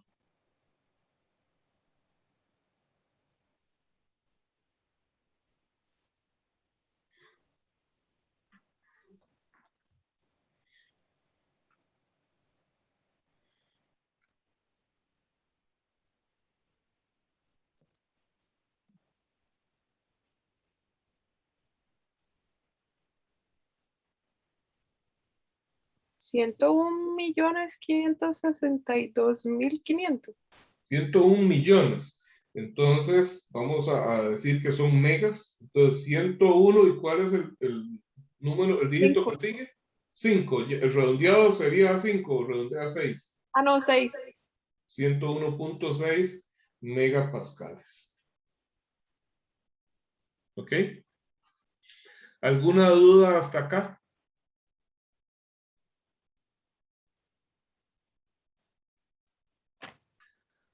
¿Cuándo tenemos que aplicar esta reducción de área? Cuando tengo un eslabón en donde hay pasadores, o podrían ser pernos que atraviesen, ¿verdad? Tornillos o pernos que atraviesen esos agujeros, y el eslabón esté en tensión. Solamente cuando el eslabón está en tensión, tengo que aplicar esta área reducida. Porque vamos a ver ahora por qué en compresión no. Pero antes de pasar a eso, porque tengo que cambiar de hoja, quisiera saber si hay alguna duda para que repitamos parte de esta explicación. Profe, a mí lo que me confundió un toque fue cuando usted multiplicó las fuerzas por 2. Ok, ya vamos a eso. Pero de esta parte de por qué el área entonces tiene que ser más pequeña y no el área completa, ¿eso les queda totalmente claro a todos los demás? ¿Sí? Profe, una pregunta. ¿Sí? Digamos, ese corte que se hace ahí para poder hacer la deducción del área, siempre Ajá. se toma como a la mitad del agujero, digamos. Sí, claro. O sea, no es que siempre se toma y lo que sucede es que si usted ya lo hace más abajo o más arriba, pues el área de estas secciones va a ser más grande. Aquí es donde es mínima. Justo en el centro es donde es más pequeña. Y es que en todo caso, vamos a ver, esa separación entre el pasador y el eslabón se genera precisamente aquí de la mitad, ¿verdad? Hacia abajo. Entonces es ahí donde el área se ve más reducida. Si por alguna razón el pasador pudiera mantener contacto más abajo, sin separarse, entonces yo haría el corte ahí. Pero es que esa separación se da justo a la mitad, porque es donde cambia el sentido de la curvatura, que en vez de ser hacia arriba, ¿verdad? Esa concavidad, digamos, en este caso es hacia abajo, aquí ahora es hacia arriba. Entonces, estos son puntos de inflexión en donde cambia el sentido de la curva y por eso es que ahí es donde se da la separación de las dos superficies. ¿Está bien? Sí, profe. Ok, bueno, entonces voy a pasar a la página anterior para explicar nuevamente a la compañera que no le quedó totalmente claro esto de acá. Para aclarar mejor esto, entonces voy a hacer un nuevo diagrama de cuerpo libre de la sección ABC. Voy a ver si logro que se vea acá. Y aquí tengo el punto B y el punto C. Lo que sucede es que en el punto A tengo la fuerza de 20 kilonewton. Pero en el punto B, como yo estoy tratando de levantar el punto B, ¿verdad? Dijimos la fuerza de BD es hacia abajo, pero no es solamente un eslabón, sino que hay dos eslabones BD. Entonces aquí tengo FBD y aquí tengo otra FBD, porque cada eslabón ejerce una fuerza para abajo. ¿Y por qué les pongo el mismo nombre? Porque son simétricas, porque son dos piezas idénticas en el mismo punto, entonces las fuerzas tienen que tener la misma magnitud. Y aquí entonces igual tengo una FCE y al otro lado otra FCE. Entonces, cuando yo planteo esto aquí solamente en dos dimensiones, en cada punto son dos fuerzas. Ya ¿Está entendí, bien? profe. Es que son dos vesadores que están pegados a la misma Exactamente. tablita. Ya comprendí. Exactamente. Dos eslabones en cada posición, dos en Ajá. B y dos en C. Usted podría hacerlo como que fuera una sola, pero teniendo en cuenta de que al final, para analizar cada eslabón sería la mitad de esa fuerza, que es como lo había hecho yo originalmente. Pero luego pensé que podría dejarlos perdidos con esto, entonces por eso le agregué el 2 a cada uno. Ahora sí. Sí, ahora sí, profe, ya comprendí. Ok. Bueno, entonces ahora, bueno, ya tenemos el esfuerzo normal en BD. Este esfuerzo es positivo porque está en tensión, ¿verdad? Pero, ¿qué sucede cuando hay compresión? Cuando tengo un eslabón en compresión,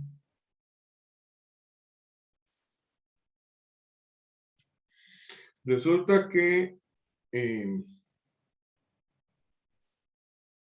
este es el agujero.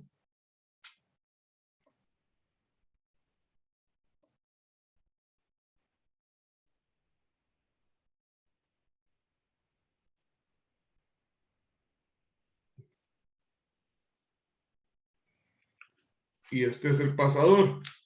Resulta que ahora, si la fuerza que ejerce el pasador es hacia abajo, ¿a dónde se daría la separación entre el pasador y el Arriba. agujero? En la parte de arriba, ¿de acuerdo? Pero es la parte de abajo la que se pone en compresión. Entonces, esto está pegando perfectamente aquí. En esta parte todo está pegando. El pasador contra el eslabón, ¿verdad? Entonces aquí hay contacto.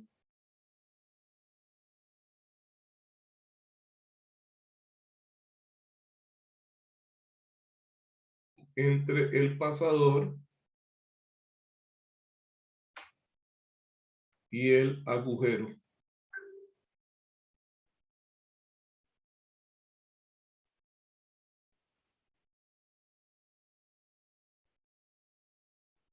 Agujero. En toda el área. Entonces el área no se disminuye, ¿verdad? Todo el pasador está, ¿verdad? La compresión que se produce es de aquí para abajo. Todo esto comprime lo que hay de ahí para abajo. De hecho, este pedacito, este extremo del eslabón no soporta ninguna carga. Ahí está como sobrando. O sea, si yo le quitara esto, le hiciera un corte aquí y aquí, quito este arco de arriba, no cambia en nada la condición de este eslabón de ahí para abajo. Sigue quedando comprimido. Entonces, en este caso, el esfuerzo normal sería menos, porque es compresión, entre el área total. O sea, menos la fuerza entre el área que sería el ancho por el espesor. De manera que entonces,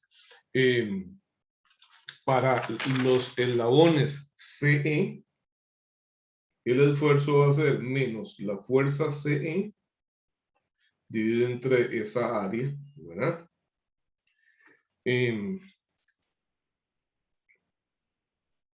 Eso sería la fuerza CE, nos había dado 6.25.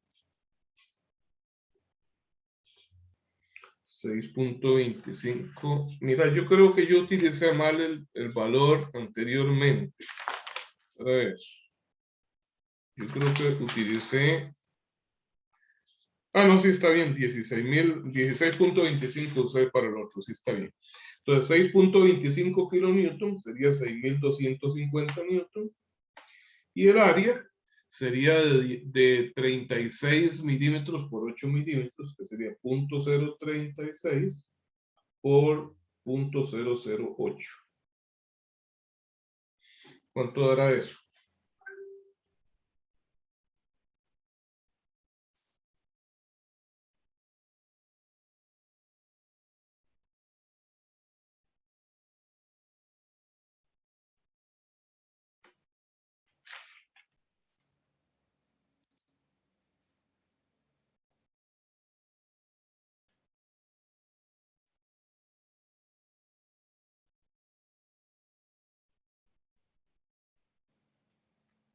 A mí me dio menos 21.701.388. Entonces, 21.7 megapascales. Por,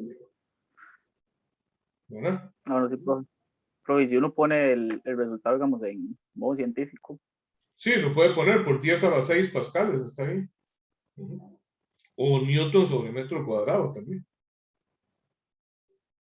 Ok. Ok, entonces, bueno, resumiendo, Resumiendo, ¿qué es lo importante de este ejercicio? Tengo que determinar antes de calcular los esfuerzos, primero si el eslabón está en tensión o en compresión. Si un eslabón está en tensión, el área que tengo que utilizar va a ser el área reducida, o sea, quitándole el hueco. Y si el eslabón está en compresión, es el área total.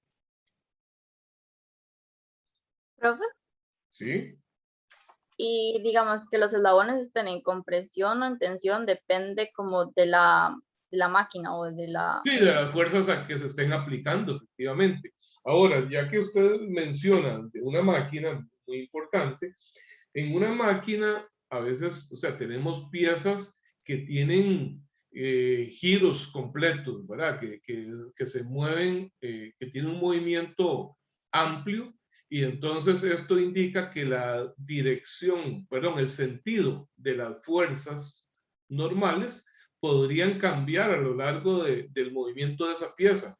Puede ser que en alguna etapa del movimiento de la pieza ella se encuentre en tensión y en otra etapa se encuentre en compresión. Entonces uno tendría que saber para cada estado, porque entonces tendría un esfuerzo máximo de tensión y un esfuerzo máximo de compresión. Pero sí, claro, por eso lo primero que hay que hacer es el análisis del conjunto para determinar ese estado de carga, ¿verdad? Y eso fue lo que hicimos cuando hicimos el diagrama de cuerpo libre, analizar cada uno de los dos tipos de eslabones para ver en qué estado de carga se encontraban. Porque mientras usted no sepa el estado de carga, entonces podría cometer el error de utilizar, por ejemplo, el área completa para un eslabón que está en tensión, ¿verdad? O utilizar el área reducida para un eslabón que está en compresión.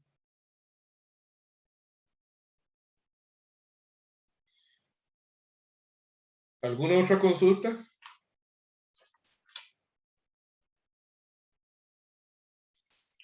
Bueno, Profe, ¿usted nos va a entonces, compartir estas hojas por WhatsApp? yo le subo el video. Ahora más tarde subo el video completo de la clase, de la página. Ah, bueno, bien, está bien. Es que hay momentos donde se veía borroso y no podía apuntar tiempo. Ah, ok, Yo bueno, también voy a quería ver si decirle me da chance que de se puede subir las refrescar. hojas, porque como no sabía al principio, tal vez, aunque no sabía, uno Ok, seguía ok. con las hojas, ahí más o menos. Ok, está bien. Sí, profe, a mí me pasa que usted dibuja muy bien y a mí los dibujos no me quedan igual. Sí, no hay, si uno no tiene mucha habilidad, y entonces mejor utilizar instrumentos ahí para irlo haciendo. Yo lo tengo que hacer a mano alzada para no perder un montón de tiempo haciendo el dibujo, ¿verdad? Pero, sí, a veces hay que ayudarse con instrumentos. Bueno, muchachos, entonces que tengan un feliz fin de semana y nos vemos nuevamente el martes. Muchas gracias. Es, profe. Con Muchas mucho gracias, gusto. Muchas gracias, Profe, hasta luego. Hasta luego. Gracias. Muchas gracias, profe, que tenga buen Igualmente, Hasta luego. muy amable. Profe, una pregunta. ¿Sí? Sí. Soy Michael, yo le escribí por WhatsApp. Es para ver si me puede responder sobre lo de la ampliación. Igual yo estoy matriculado en este curso por si algo, pero quería saber. Ah, ok. Ahora lo Ok, reviso, ahí. contesto, sí. Ok. Hasta luego. Profe, ¿usted va a subir las clases? Sí. Para repasarlas ahora en la noche. Yo estoy igual aquí, pero para cuando hago la Ajá. práctica, es igual el caso, Claro, ¿no? claro. Listo, puro bien. Ok.